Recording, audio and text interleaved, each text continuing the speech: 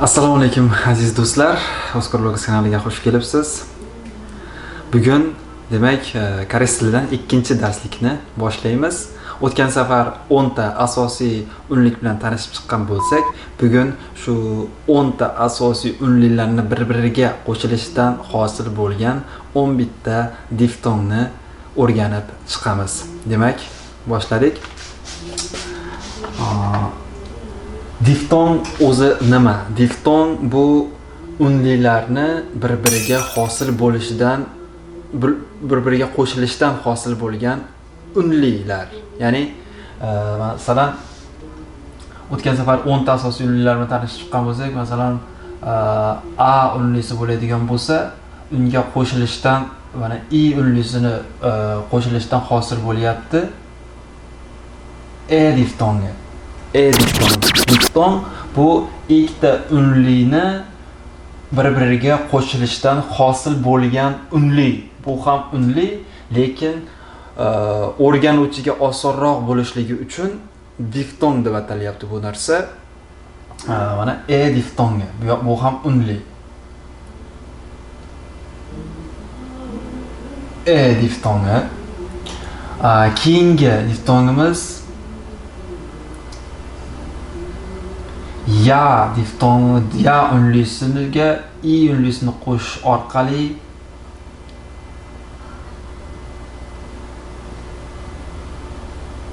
ye diftongi kelib chiqyapti. Ye. Va keyingisi o unlisiga i unlisini qo'shish orqali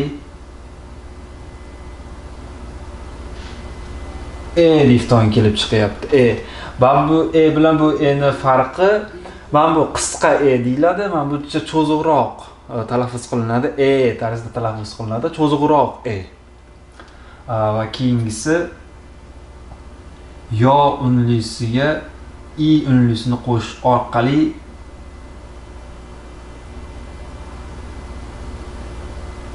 ye diftongi kelib chiqyapti.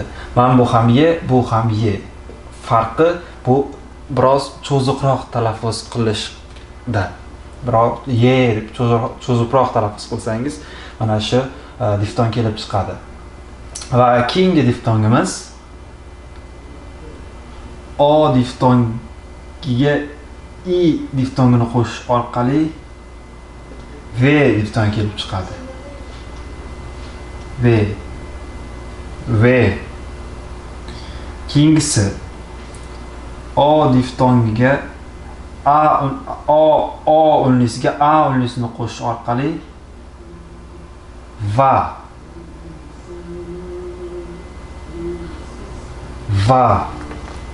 diftongi kelib chiqyapti. Va o unlisiga mana bu diftongini qo'shish orqali v diftongi kelib chiqyapti. V diftongi. Hop. A unlisiga i unlisini qo'shish orqali diftongi. Ya unlisiga i unlisini qo'shish orqali ye diftongi. O unlisiga i unlisini qo'shish orqali diftongi. Yo unlisiga i unlisini qo'shish orqali ye diftongi. O unlisiga i unlisini qo'shish orqali v diftongi. O unlisiga a unlisini qo'shish orqali va diftongi. O unlisiga diftongini qo'shish orqali v diftongi kelib chiqyapti. Demak, mana keyingi diftonglarni yozamiz. Keyingi diftongimiz demak u unlisiga i unlisini qo'shish orqali v diftongi kelib chiqadi. V. Keyingisi u unlisiga o unlisini qo'shish orqali vo diftongi kelib chiqyapti. Vo. U unlisiga diftongini qo'shish orqali V diftonga kelib chiqyapti. V diftong. Va Ö unlisiga I unlisini qo'shish orqali Öy diftong kelib chiqyapti. Öy. Yoki kirilchada bundoq qilib Öy diftonga kelib chiqyapti. Mana U unlisiga I unlisini qo'shish orqali V, U unlisiga O unlisini qo'shish orqali vo, U unlisiga E unlisini qo'shish orqali V, Öy unlisiga I unlisini qo'shish orqali Öy diftonglari kelib chiqyapti. U o bo'lib vo bo'lib ketish orqali mana shu diftonglar paydo bo'lyapti, hosil bo'lgan.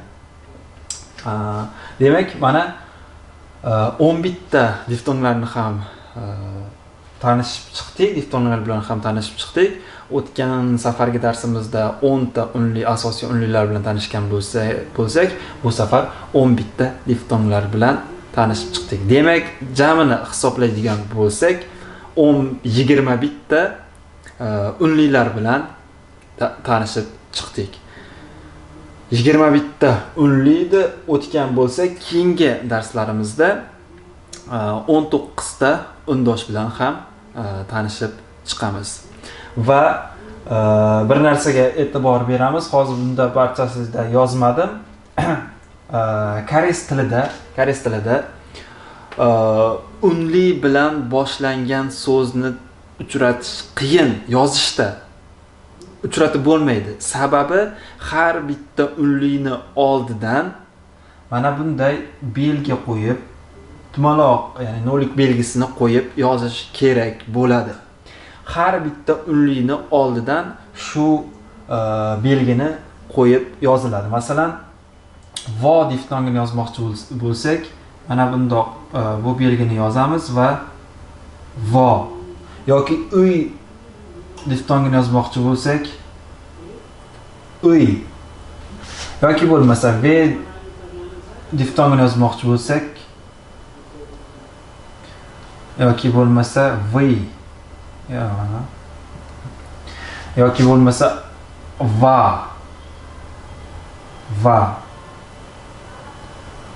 V. Barchasida